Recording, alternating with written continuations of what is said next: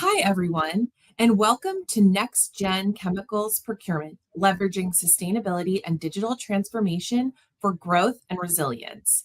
I'm Alex, and I'll be your host today.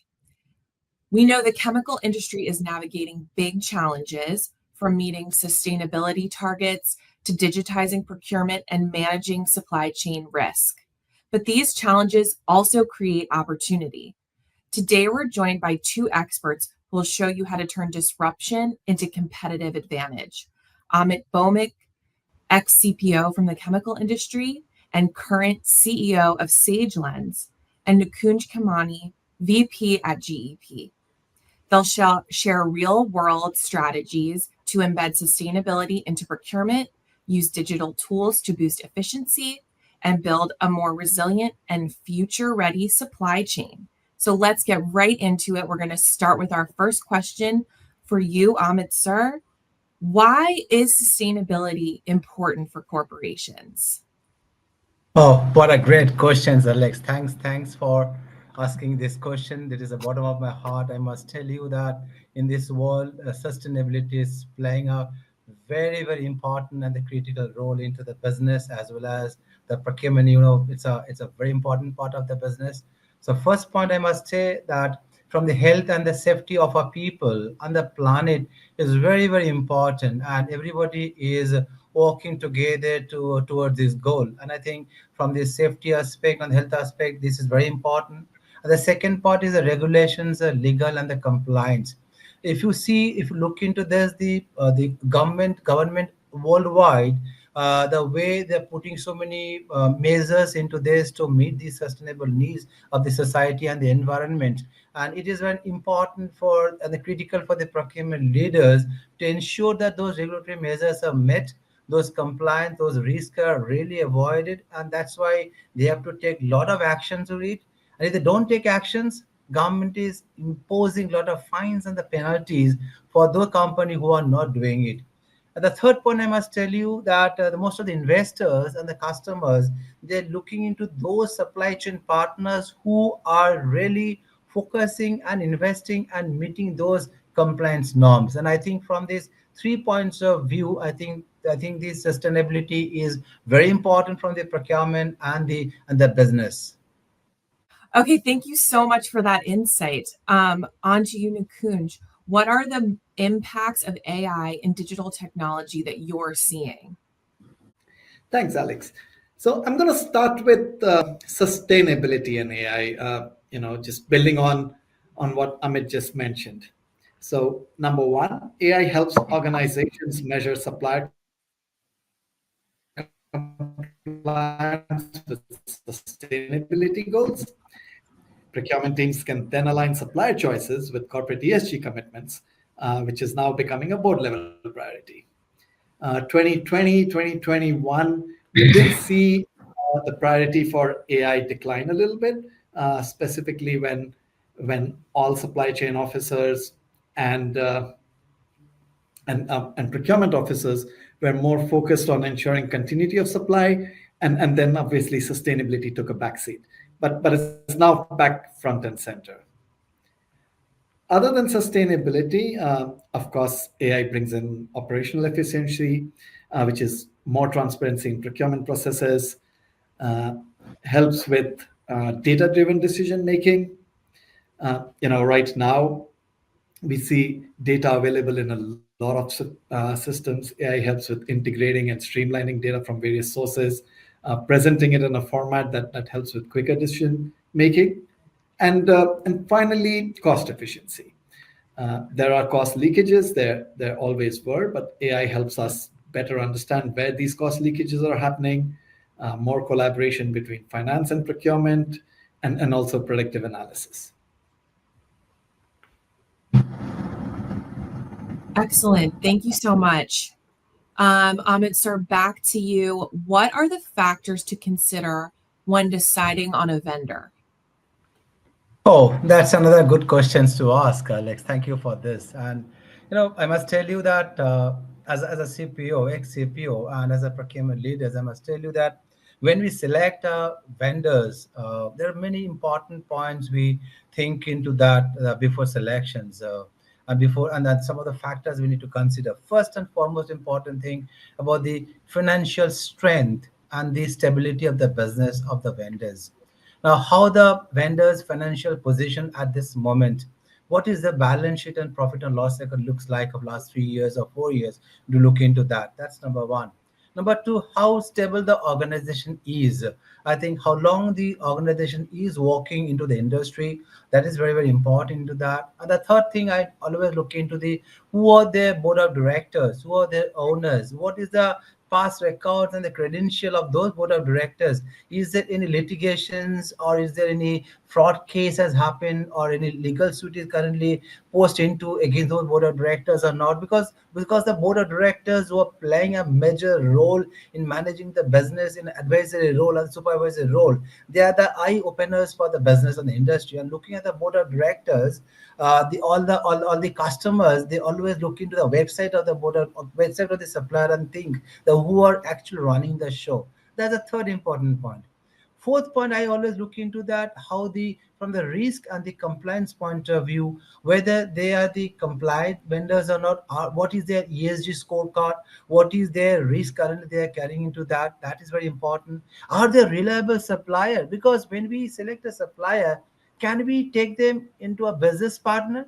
Can we be there as a long-term partnership relationship? Because it is not a short-term relationship. We need to think about the future. So it's a long-term partnership. So can they be a trustworthy suppliers or not? We need to think about that. And the last and the important thing I'll always focus on, what is the quality of the product that they're producing? What is the quality of the supplies and the delivery that they're happening? And are they a reliable suppliers or not? These are the very important thing I always focus on when we select a suppliers. And of course, as a procurement guy, I need there should be a cost efficient suppliers, a cost effective suppliers who always meet our needs, so that my cost, if they give us a best solution at the lowest cost possible, I will generate a good amount of the productivity, which will really help into the bottom line of the company. So these are the, I think, a few things which I always consider and advise my people to select a new vendors or a contractors. Please take into this all these things into account. Thank you. Excellent. And it kind of expanding on that conversation, what would you say Yeah. are the most important steps to take to ensure supply chain resilience and to mitigate risk? No, see, honestly speaking, what are the steps that we need to think about to mitigate the risk and all? There are many steps that we need to think about. Now, first and foremost, I always consider we should have a suppliers development program. Through a suppliers development program, we should develop a large supply base into the company so that we need not to depend on a sole selling supplier. We need not to during the time of supply chain disruption, the alternate supplier will help you on that. We should create a diversified supplier base into the across the region. We should develop a strong supply chain management relationship with the suppliers, because during the time of COVID, the strong relationship with the supplier has helped us to mitigate the disruptions. Understand? And also these how the suppliers, the risky suppliers are not. I think again another point from the risk assessment point of view, I need to see into that whether suppliers are risky or not. So we need to be very, very proactive way. We need to find out that we have to do the assessment of the suppliers risk, identify the risk, and again we need to work as a business partner with the supplier, and through a collaborative effort we need to create a mindset that you are part of my family. You are part of my family. It's a win-win situation for both of us. We have to survive in the market. We also survive in the market so that the government, society, environment, other business all are getting a positive impact through a nice collaboration effort between the suppliers and the buyers. I think these are the steps which I feel that we should take into account while doing the suppliers best. Excellent. Thank you so much. And Nikunj, back to you. What are some of the major situations that people are navigating right now that they're going to have to plan for to mitigate potential risk? Quite a few, actually, Alex. And, I think the first and foremost on probably every supply chain leader's mind is the geopolitical tensions. Yeah. The conflict in West Asia. Can you guys not hear me? Sorry. I Uh, was just agreeing with you. Yes. all right. The conflict in West Asia, this the Russia-Ukraine war. These geopolitical situations are definitely leading to price volatility and market fluctuations, leading to supply chain disruptions as well. So these definitely, how do we ensure continuity of supply? Uh, how do you ensure a beneficial price, not just for you, but also for your suppliers? Because we want to ensure the suppliers are also in a win-win situation with us.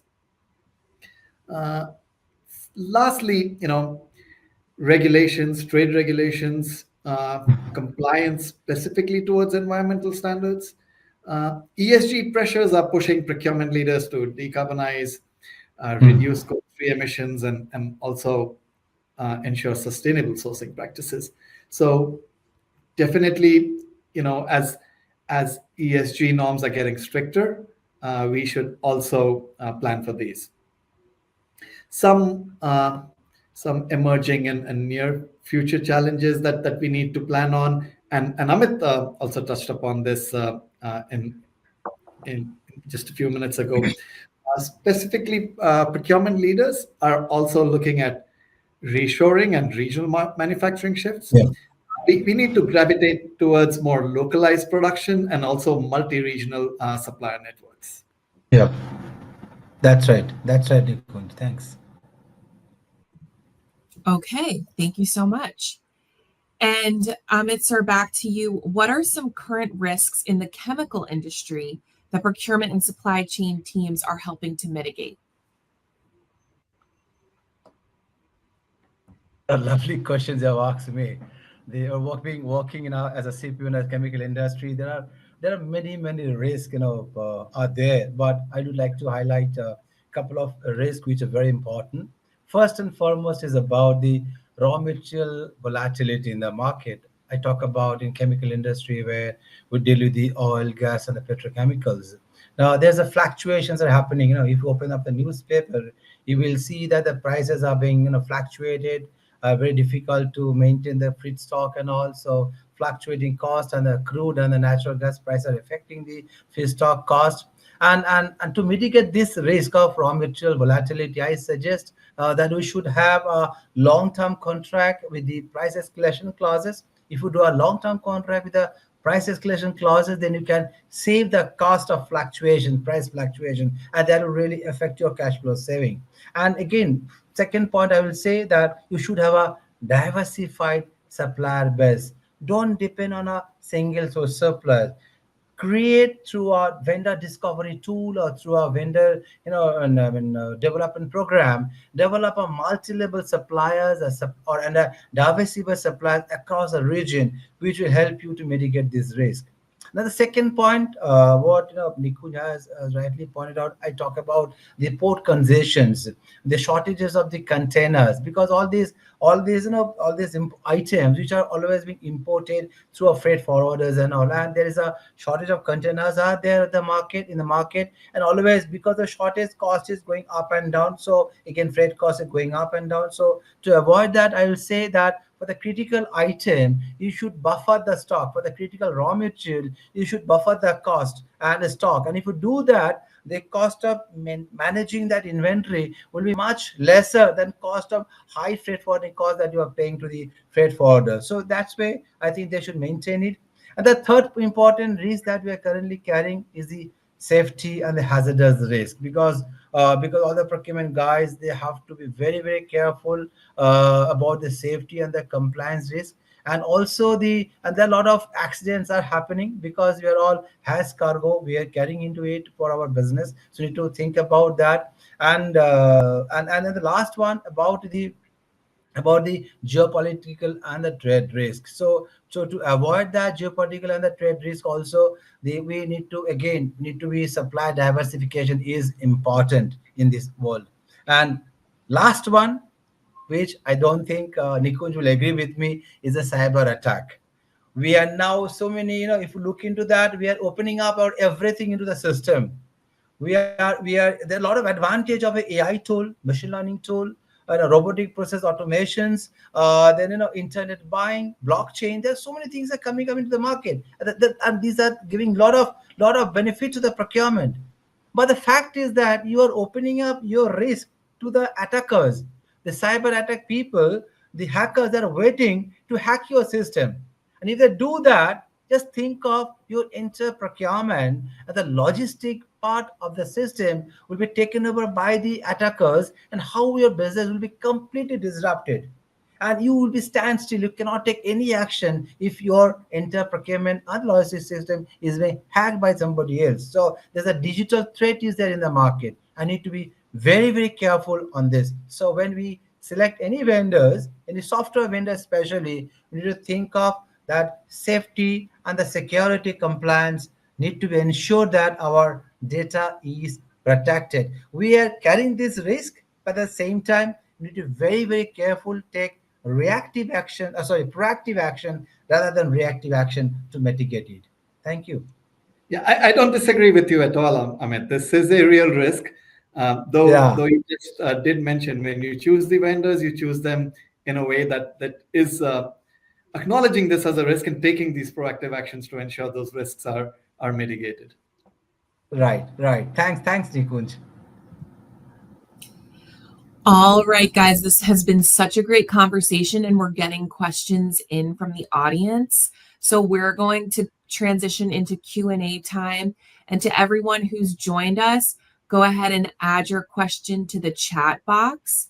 We're going to take some of them now. If we don't get to them, we will follow up with you personally after the presentation. So we're going to start with the first one. And I think, Amit, this might be a good one for you. How important are AI tools and software in your procurement strategy planning? I could have also answered that, but Again, I don't want to sound biased. Nikunj, if you don't mind, Go can you ahead, take Amit. this question? Yes, absolutely. Oh, thank you, Nico. Thanks so much. And Alex, again, this the AI. I love AI from core of my heart, and I must tell you that as a procurement leader, AI is the game changer in this world. I'm in this profession for last 27 years. I would love to use the AI 27 years back, but luckily we have not got this AI system. We are getting this system in a few years. But I feel that it is absolutely a game changer. It is AI is a tool which are really a weapon tool for the procurement to fight with the suppliers. And there are so many big impact that AI is happening or making into this procurement fraternity. Number first one is about spend analytics and the forecasting. With the help of the AI, I can tell you the dashboard which we are getting it for Spinatics as a CPO. I think we can take a lot of quick decisions into this, and yet and which we are not getting it in previously. And with this, with the features of demand forecasting, which AI is helping to us, I can measure what is the future risk, what is the future demand of these items and all, and accordingly I will take an action with the help of the AI tool. And the second important point that when we include any supplier into my portal, this is supplier risk analysis. Risk analysis, I'll do it through AI tool. The supplier onboarding tool, I'll do it through AI. Supplier contract management, I'll do it through AI. Previously, we were doing all manual based. Now it is purely on AI based. And the third important point, one of the big main area of any procurement guy is the transactional sourcing. We are spending huge amount of time, manual labor in doing the procurement job, starting from purchase requisition or a shopping cart to a purchase order. Even the negotiation from purchase order to a contract management and contract management to a GRN and the payment, everything is done through manually. But AI has created a robotic platform through which you can do everything in a matter of fraction of seconds. And it is become an audit trial for the auditors because everything is transparent. So auditor need not to ask the procurement guys, give me the list of the purchase order, give me all the mail exchanges, which is a very big mammoth exercise for the auditor to the audit. Now they can go to the platform and they can see what are the Email exchanges has happened. What are the offers that the procurement guy has given to the supplier? Supplier submitted the commercial and technical bids. All these things can be measured through this. And the last but not the least is the should be cost model.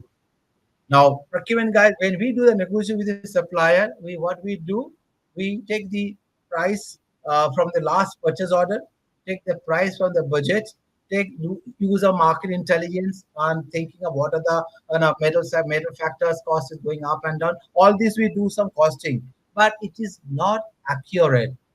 Accuracy comes through AI, where AI is telling you that what should be the manufacturing cost of pump or a valve or a vessel or a compressor or a turbine.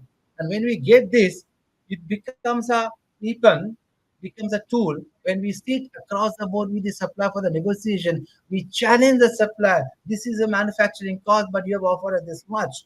The supplier gets surprised. How do I know the cost of manufacturing of the compressor and the turbine? So AI, as I said, it's giving a tool, is an equipment to the procurement guys to fight the negotiation and win the battle. So AI has having a very big impact on the procurement. And if I miss any point, I will request Nikunj to add on it. Thank you so much.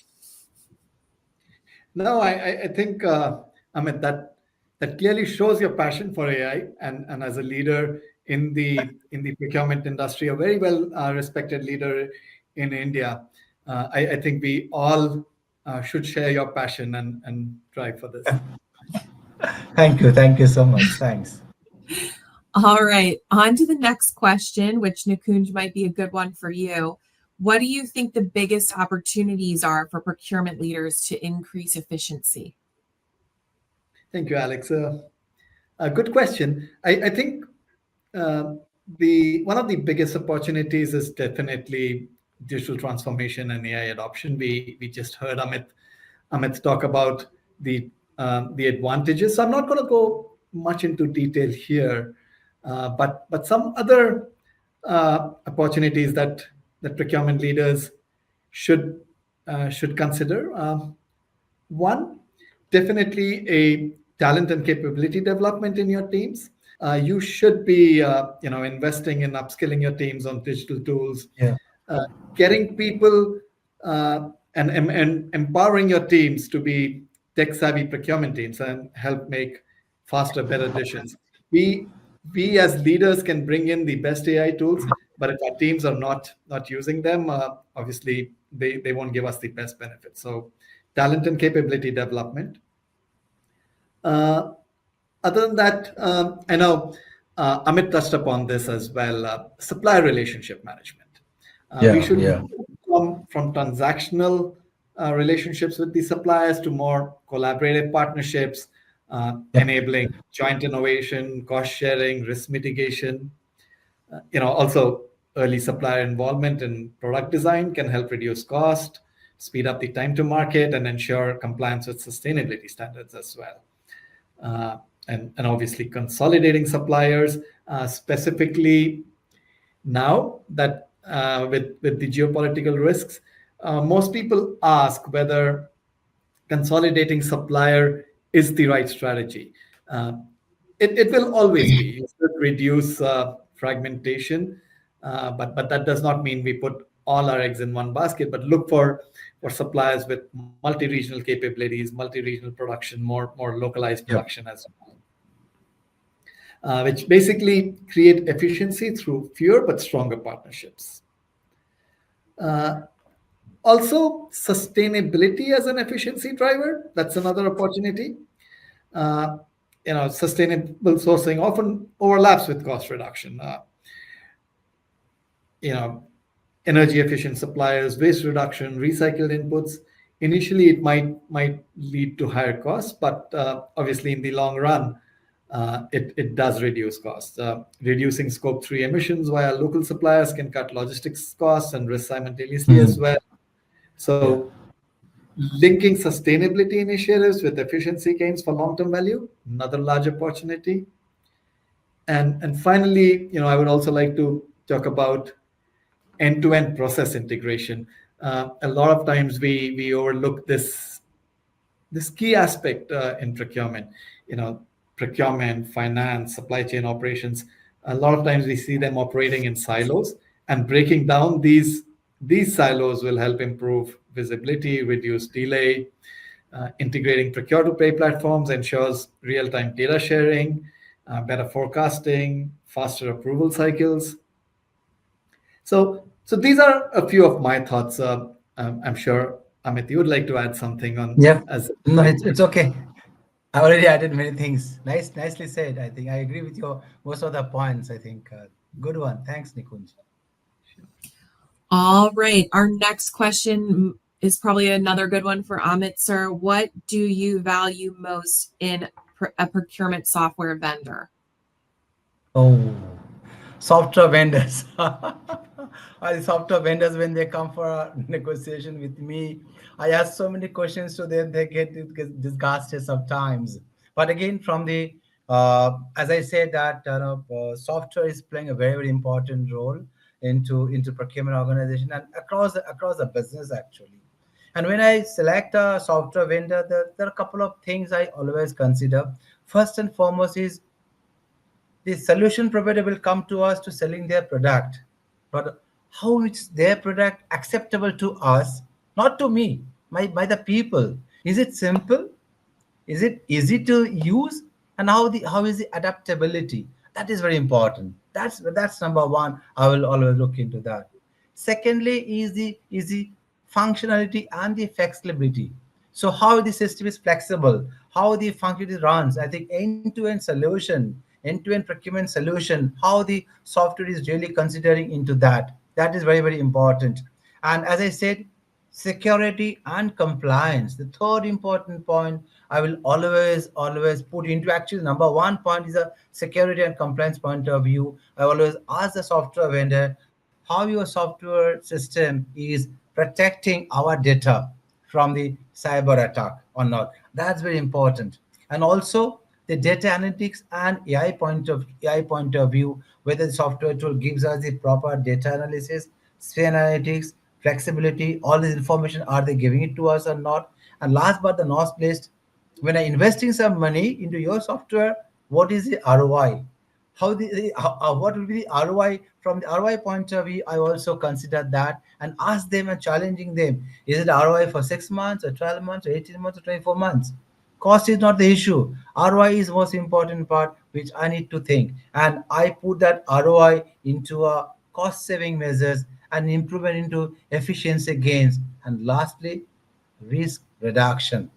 So when I select the software supplier from the procurement, also you're a cost driver. But from the costing point of view, I always think that the software should give also ROI and also reduce my cost and improve the efficiency so that I can balance between the cost and efficiency, which will ultimately help my procurement team to fight the battle. Thanks. Very well said, Amit. Yes, definitely. Okay, final question we're able to take today, which I think both of you probably have insight on. How do you balance sustainability initiatives with cost initiatives? Oh, great question. Well done, I would say. This is something that's procurement leaders are increasingly under pressure to balance sustainability with cost Yeah, optimization. of course. Uh, and what they're doing it and how they're doing it is not by uh, not by taking them as competing goals, but more as complementary levers for long-term value creation. So first, of course, total cost of ownership instead of unit price.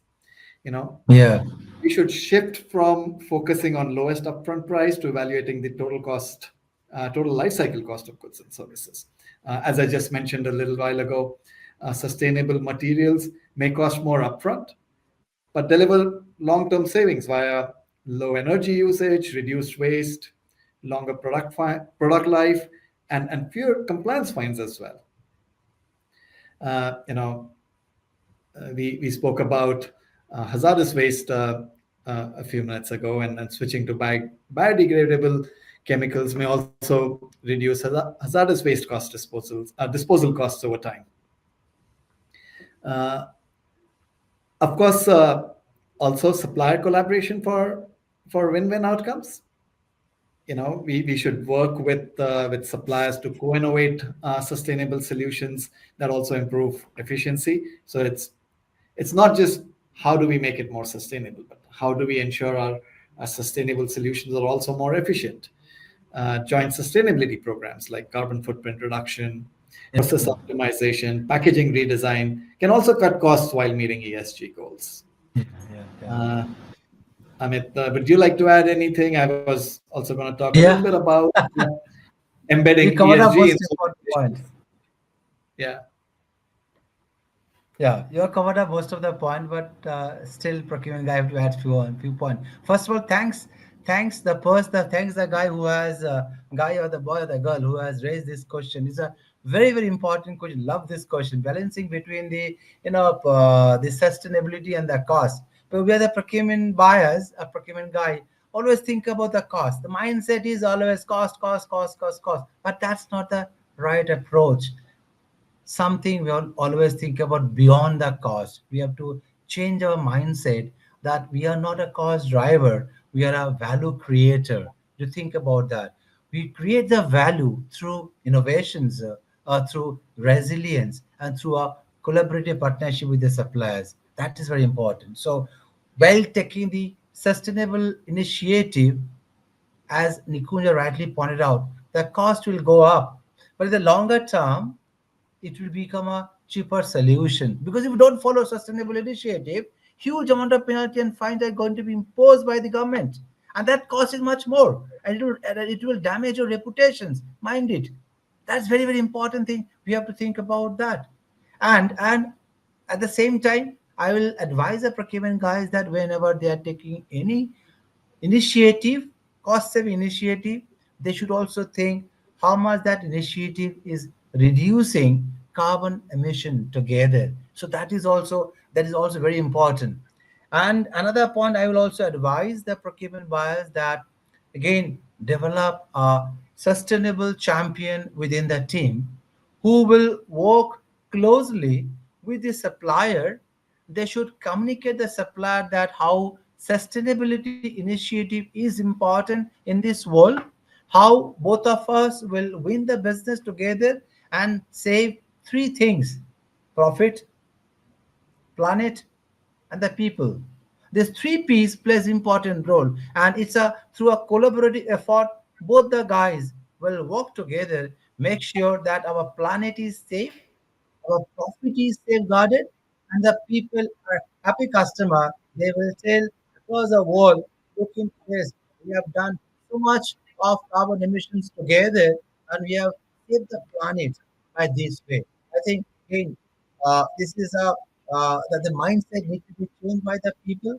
Focus on the sustainable part, not on the cost, but balancing between the two, cost and sustainability is very important. Very important. Thank you. Thank you so much, Amit. Very wise words indeed. We are out of time now. So, as I said before, if you asked a question that we were not able to answer, we will be following up with you. We will also be sending out the recording of this session. Thank you to Amit sir and to Nikunj so much for this very informative conversation. And we hope everybody has a great rest of the day. Thank you, Alex. Thank you Amit, so much.